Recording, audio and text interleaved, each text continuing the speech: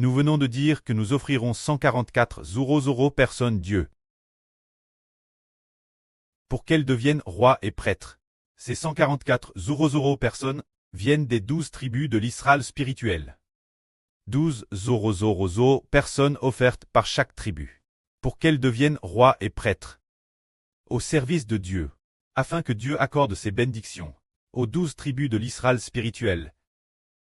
Alors, en dehors de ces 144 Zoro des 12 tribus, lorsqu'on traverse la grande tribulation, il y aura encore des millions et des millions de personnes. Lisons, ce groupe de personnes, que nous appelons la grande foule.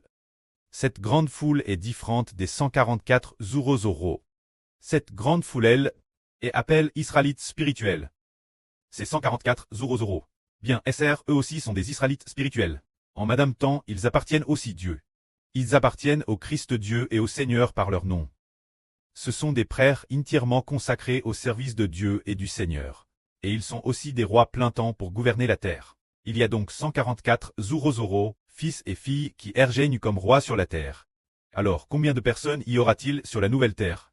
Le frère Heber dit que rien que dans cette époque-ci, il y aura un tiers de l'humanité qui deviendra le peuple de l'Israël spirituel. Or aujourd'hui la population humaine est d'environ 8 milliards, donc un tiers de l'humanité. Cela fait peu PS 2,5 milliards de personnes. Lisons maintenant. Comment est cette grande foule? Lisons un peu. Après cela je regardai. Et voici une grande foule que personne ne pouvait compter. Ils venaient de toutes les nations et tribus. On est de tous les peuples et de toutes les langues. Ils se tenaient devant le trône et devant l'agneau, vêtus de robes blanches, et tenant des palmes la main, ils criaient d'une voix forte, que la louange pour le salut et la grâce soit notre Dieu assis sur le trône, et l'agneau. Cette grande foule, elle, est extrêmement nombreuse, si nombreuse qu'on ne peut la compter. Ce moment-elle, des myriades d'anges diront ceci. Tous les anges se tiennent pérès du trône, entourant les 24 anciens et les 4 vivants.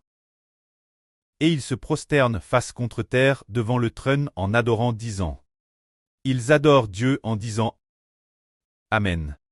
Que la louange, la gloire et la sagesse, l'action de grâce, honneur, la puissance et la force soit notre Dieu, pour toujours et jamais.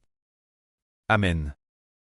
Pourquoi d'innombrables anges, tous les anges fidèles, se tiennent-ils devant le trône de Dieu, entourant les 24 anciens et les 4 vivants, prosternent face contre terre, pour adorer Dieu? Pourquoi donc?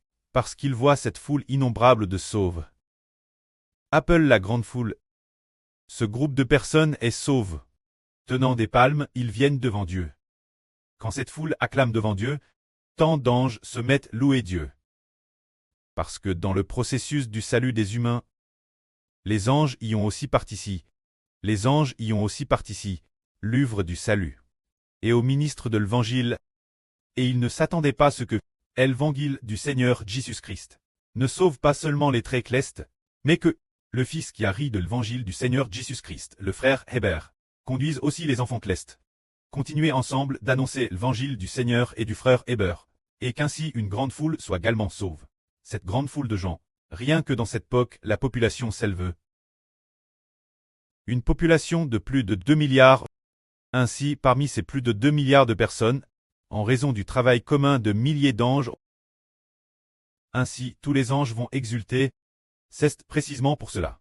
Si un pécheur se repent, non seulement Dieu et le Seigneur se réjouissent, Madame les anges vont applaudir.